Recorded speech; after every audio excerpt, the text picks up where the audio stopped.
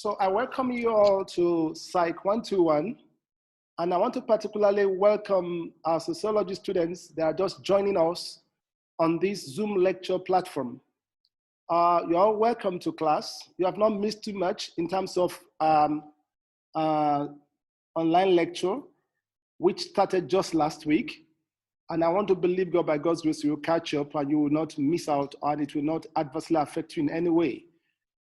For the rest of us, we want to move on. We touched a little bit even on this subject. We are going on into even last semester about the effect of gene on human behavior. But it's very important you understand that psychology is all about the study of the mind and human behavior, the processing of the mind. And in the process, you need to understand the nature of mankind so that you know how those components within the man, including the composition of the cell, because it's inside the cell, you have the nucleus, and inside the nucleus, you have the gene. And you've got to understand that virtually more than a chunk of our behavior, if not everything, actually is determined by the gene. You know, and there's so many things that are actually operated by genes. So that's why it's so important for you to understand the concept of gene, genetic inheritance, and related concepts to be able to properly understand human behavior. So it's on this note we're going to take off. I'm your host, Dayo Odukoya, and I want to welcome you on board again to class today. And we are focusing today on genes and human behavior. We're going to start with the structure of the human cell because that's where you're going to find the gene. You must know the structure, which we call the anatomy, and the function, which we call the physiology of the cell. The anatomy and physiology of the cell. The cell is the smallest living unit of every living organism. In fact, we have some organisms that are single cell. Examples are amoeba, paramecium, chlamydomonas, euglena, and so on and so forth. These are all unicellular organisms capable, one single cell, capable of independent survival, carrying out almost all the functionalities of living things. That is mystery, one single cell. And we as human beings, we are multicellular. We have millions and trillions and billions of, trillions of cells within our body, and in various forms and sizes and shapes. But it's very important to understand that the information that is making us look like our great-great-grandfather, making us behave like our great-great-grandfather or like our parents, making us look like them, they are actually encapsulated or loaded within the cell. That's why we need to understand the structure of the cell.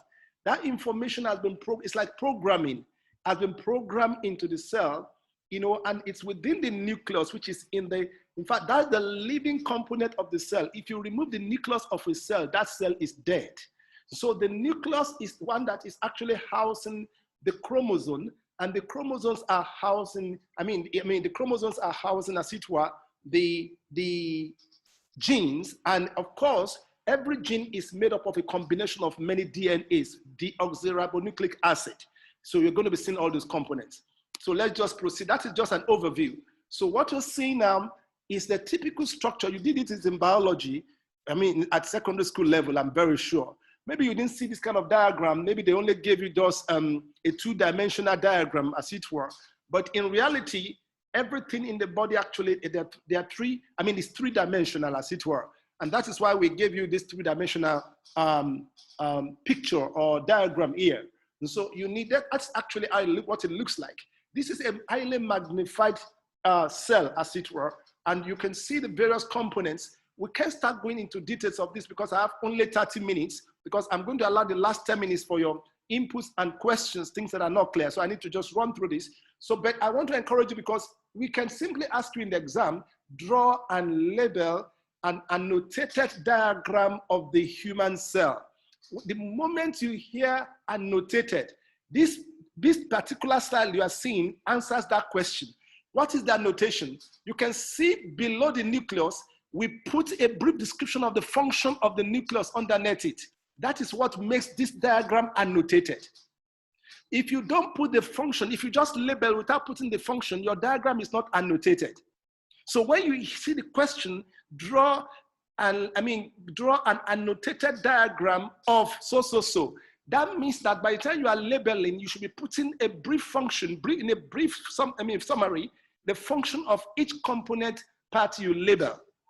And that's what you are seeing here. And that's the beauty of this slide. So you need to take your time to study and memorize and internalize the various components of the human cell and their functions. This is very important. It's fundamental in psychology. In fact, this is the basis of psychology because it's the origin of human behavior.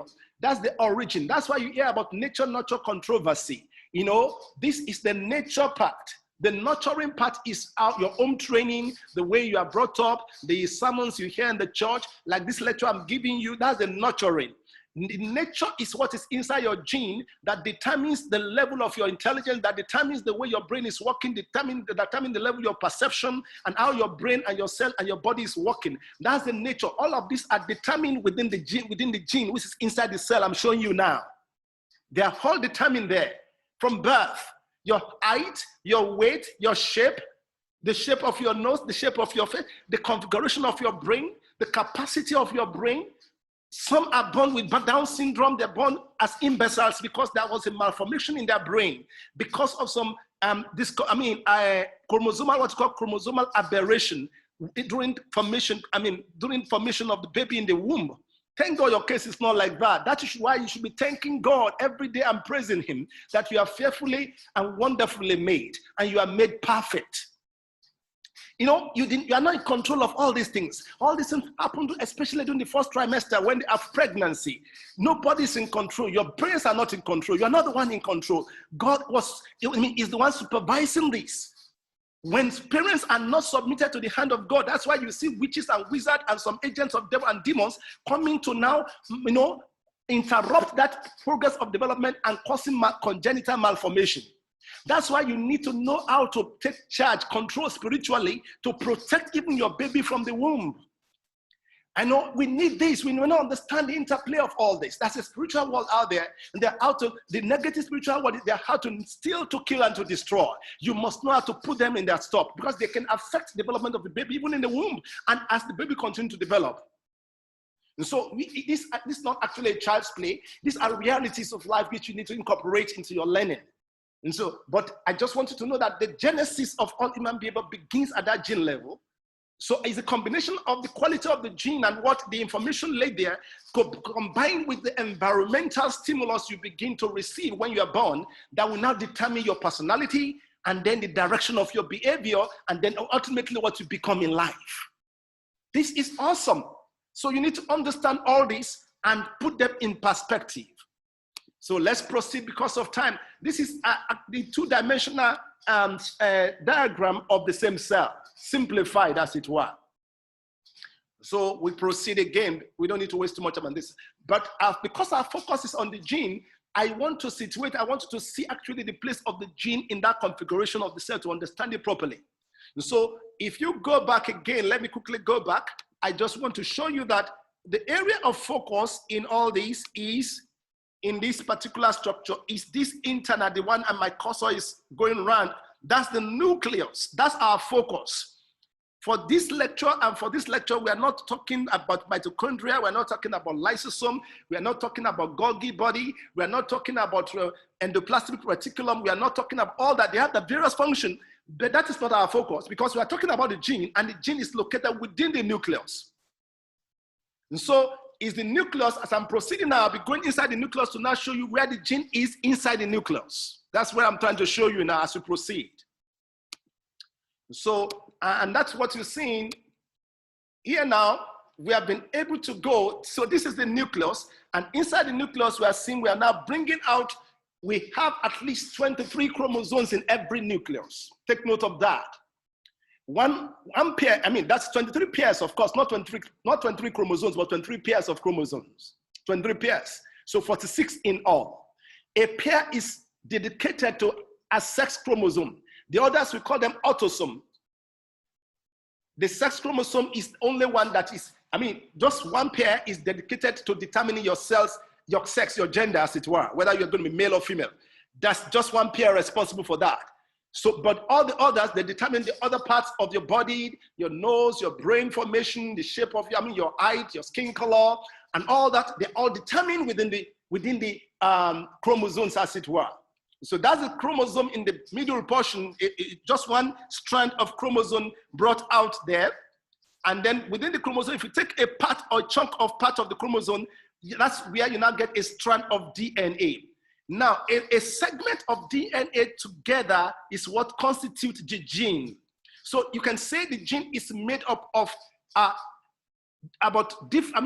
number of molecules of DNA. The number is not determined. It could be 10, it could be 20, it could be more. But the bottom line is that you have more than one molecule or two molecules of DNA within a gene. And that's the segment you are seeing with that block of arrow to the right here, which I'm showing with my cursor. And I hope you are following that. You can just be noting down your question. You can even put it on the chat forum so that later on, even if I can't address everything within the class, I will harvest them and try to prepare an answer and post it on the Moodle platform for you later on. So feel free to ask questions. Just that it's not good for you to be interrupting me as I'm talking because of the limited time, as we normally do in a class, but you can still ask those questions and can be rest assured I will respond to them later on the Moodle platform. Now, again, I'm showing again the relationship or progression from the nucleus, which is this, you can see my cursor, to the chromosome. We have 23 pairs of that in every human cell. Then to the DNA strand on which you now have the gene. So a segment of that DNA strand is actually what you call the gene. So that means that you may have a number of genes on a strand of chromosome, as it were. You have many genes. That's what it implies. So, and I hope you are following with that. So that is, again, I'm just giving you different diagrams to show you the different relationships of the protein, of gene. At the end of the day, those genes are actually made up of protein. That's why it's so important that a pregnant woman, especially the fourth trimester, should be eating, good diet containing a lot of protein, because most of these genes and other parts of our body, they are made up of protein. So that's why it's very important. And I even recommend that actually government should be supporting and feeding all pregnant women all over, especially those who are indigent, who cannot afford good meal. They should actually be taking care of them, because it will translate to national development at the end of the day, because the quality of the human beings and brain development will determine the quality of people and quality of development in the nation. So we should be taking time to develop and to take care of our pregnant women, so that they have proper balanced diet, especially those who are poor. One of you can take it up as a project to begin to feed those indigent pregnant women all around you. Yes, you can take it up as a project. Just note it by the side. Maybe you have enough, your parents have enough money, or it's not even about having money, it's about having the heart to care for people. Mama Teresa didn't have any money when he started caring for people around her. And she now became known all over the world for it. So why not? You can take it up as a ministry or a project, because this is what will translate to national development, as it were. Now let's proceed again. So some of the key terms which I've mentioned so far, again, you need to pay attention to. You need to know the concept of chromosome. The larger you start from the cell. Now, all the components or parts within a cell, they will call them organelles. Take note of that. I hope you are jotting by the side, because there are some things I'm saying, you will not see it in the slide. That's the essence of a verbal lecture like this. You capture them and take note of them. That's where you see, good students. Even as I'm talking, I know some people are not even listening to me at all. They are busy chatting. You can see that at the beginning of the lecture, we have to shut them down. Some people are busy doing some other things. They're not even listening. The result we show at the end when you examine at the end of the day. The result we show. So you need to understand the concept of chromosome. Like I said, it's a structure. These are those strands. You have 23 pairs of them within every chromosome. Transferred from one generation, you receive half of them came from your mom, half came from your dad. The combination of them during sexual intercourse and then fertilization will combine to now form your own set of chromosomes. You receive half from your mom, you receive half from your dad. That combination, and you're going to pass again to the next generation, half of your own to your son, and then your husband will pass another half, and that's how it continues. It's part of the wisdom of God for survival of the fittest. And so you have, and it's actually the DNA at the bottom, like the DNA is made up of proteins, as it were. Their configuration of their chemical composition, compounds compounded together to form DNA. Now the DNA is a unit of heredity that carries information from one generation to the other. And a segment of DNA or RNA is transmitted from one, like I said, from one generation to the other.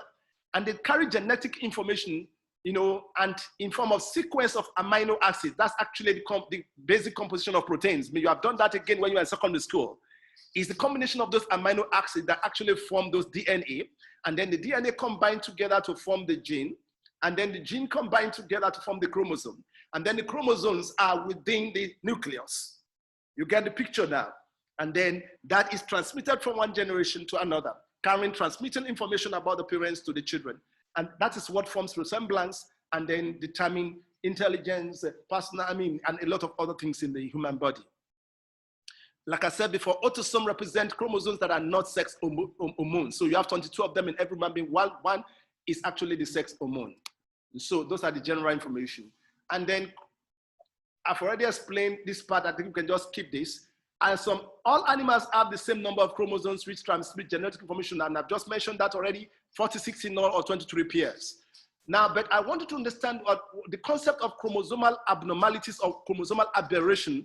A typical example is Down syndrome. There are so many kinds of these syndromes actually, and it's as a result of malformation of the gene or chromosomes during fetal development. And so many factors can be responsible for that. Stress, alcohol consumption, wrong drug consumption during pregnancy, not sleeping well, and so many other factors can actually be responsible for those chromosomal genetic, inheritance of negative traits, and so many other factors can actually be responsible for that. But the good news I have for you, with God, all things are possible. When you put your faith in God, all these abnormalities can be corrected even before the formation of the baby in the womb. And in case even baby is formed, I've heard of the case of a Down syndrome young girl at the age of 18, totally cured by giving her life to Christ. I need to chip in that because I want you to have a balanced picture that nothing is impossible with our God. This is Covenant University, and we are permitted to talk about this. We need to give you the whole picture so I don't have a lopsided view about what is going on. Now, talking more about chromosomes, I've already explained that you have 23 chromosomes that are for general character and trait, while one is dedicated to this as the sex chromosome, as it were. And that sex chromosome is either XX, and that's the symbol normally used for the sex chromosome. XS, which represent, anytime you see X, is representing the female chromosome, while the Y is representing the male chromosome, and which actually is representing the one, and it's located within spermatozoa. Then, but male usually have a combination of X and Y, while female have a combination of two X's, that is X, X, X in two places. And that is what we are seeing here. That is where you have male. And so when, I don't want to go into this because we're supposed to discuss this more under reproduction, because it's going to take all my time if I want to start explaining how the sex is determined. Because if I go into that, it will take our time and it will rob us of the time. So I don't want to go into that at this time. So let me just quickly proceed. But just understand the fact that the symbol, what actually determines the female child, so to speak, is when you have two X chromosomes together. But when you have a male child, when you have X and Y chromosome combined together. Now, because our focus is on the gene, it's important that you understand that it is gene that ultimately determine human character and expressions. Like I've said it, but it's good to repeat it. Color of the skin, your height, you are not in control of these things. They are genetically determined, programmed, and of course, picked from your parents. So in some cases, it could be because your dad is very tall and your mom is very short. Some among your siblings will be very tall like your dad. Some will be short. But we have seen cases where both parents are short and they still have very tall children. What could be the explanation for that? I wish I can allow you to talk. I wish in the class, maybe at the end, somebody can tell me that. That may be because some of your grandparents are very tall and your parents happen to be carriers of that gene, the gene for tallness, which is not expressed in them. And then your mom too has a gene for tallness, which was not expressed in her. So by the time they now come together, if the two genes for tallness now come together, that's why a child will not end up being tall, even though the two parents are not tall. You know, this is just a simple example of Mendelian inheritance, principle. the principle of genetics, which you need to understand. So you need to begin to understand these dimensions. It's a mystery and it's very wonderful, including the size of your breast, the size of your hips, whether you have mustache or not, and so on and so forth. All these are determined genetically. For instance, I wish I have a lot of mustache, but somehow I just don't have it. Somehow I didn't inherit it. You see some other youngsters, 16-year-old, 14-year-old, and they're full of mustache. It's what you inherit. You can't change that. Although some people try to use some chemicals and some drugs, you end up just destroying yourself if you go that way. Just accept the way God has made you and celebrate it and just be contented with what you have. And stop trying to be like another person. Glory to God. So these are basic things you need to understand. What you can change, learn to adapt and adjust to it and make the best of it. That's the best way to live. Not trying to be like another person. Because there are some things you can just change, but you can make the best of it. You can refine it. You can make it better, not trying to be like another person. Now, genes are internally expressed, and take note of these two terminologies, genotypes and phenotypes. Now, because we may ask you to explain these concepts, the genes are expressed internally as genotypes, and that's where we use the symbols. Every gene is usually represented by two genotypes. You have the, I'm going to express that later on. You have the dominant gene and you have the recessive gene. So every gene, every character is actually represented by two genes. The dominant gene, you can have two dominant genes, you can have two recessive genes. The dominant gene is what we call the one that is expressing itself outwardly. Now, what you see outwardly, like somebody being tall, now that is the phenotype of the gene that was, and if you go and check it, that person is likely to have two dominant genes. That's why you see the gene now being expressed, the person now coming out to be very tall. And so if you see somebody very short, it could be because the person inherited two recessive genes for tallness. And we have a way we represent them, we're going to see that very soon. So just understand that the concept of genotype and the concept of phenotype. Now, genotypic maps, and I want to share with you a quick theory by Mendel. These are things you have done in biology at O level. They're still taking it in biology department. I don't know whether when you went to our psychology department, our psychology students, I'm sure you did some introductory course in biology, maybe last semester, I don't know, but I'm sure you must have been taken through the concept, the cell, and you are familiar with all these things I'm saying. But for the sake of our sociology students and those from economics department or other departments who have not taken anything on biology, introduction to biology recently, I need to go through over this again so that your memory can be refreshed. And I want you to be linking this with behavior. You need to link all this with human behavior because it's very important. You can now see, and don't forget the concept of nature-nurture controversy. There's still the controversy, which one is determining human behavior more? Is it the genes, the type of genes you inherited from your parents, or the environmental influence? It has been a subject of controversy for many decades and years. I don't know your stand, but it's a good food for thought, and we are still researching it. So Mendel's theory. Now, see the Mendel theory expressed here. This is the simple Mendel theory for the first filial generation. Simple Mendel theory, where you have a father that is affected and a mother, and one parent is affected and the mother is not affected. And that is why because it's a carrier, that's why you have affected, you have the capital letter, we use capital letter for dominant gene, while we use a small letter for recessive gene. Use small letter for recessive gene. And so these are some diseases that could be expressed in this form to the right side. You could have autoimmune disease, lactose intolerance, Marfan syndrome, myotonics, dystrophy, and so on and so forth. All these could be expressed in this form, in this genotypic expression or layout we have given you. All of them can be actually expressed in this form. So the father can be a carrier, and while maybe the mother actually is suffering that particular ailment. So when you see one dominant gene and one recessive gene, that person is just a carrier. That particular ailment, we have only 10 minutes left. What are we going to do? And I don't want to come back to this lecture again, and it's still lengthy. We are almost just halfway. So we see what we can do. I will try to round up because I need to allow you to ask questions. But basically understand this procedure now. So when you have this situation where you have a carrier and then somebody who is actually expressing or expressing fully that particular ailment, then you discover that in the first filial generation, like this, two of the children, it's going to be 25% as it were. You have the first case here, 25% of the sons will be affected, 25% of the female will be normal daughters, and then 25% will be affected, and then 25% will be normal sons, as it were. That is actually the way it's been expressed there. You know, in this particular case, the DD is representing normal. They are using it for normal case, not in the way I was saying it before. Whereas the capital D is representing somebody who is affected for that particular ailment. This is one way to express it, but you can use another format actually apart from this.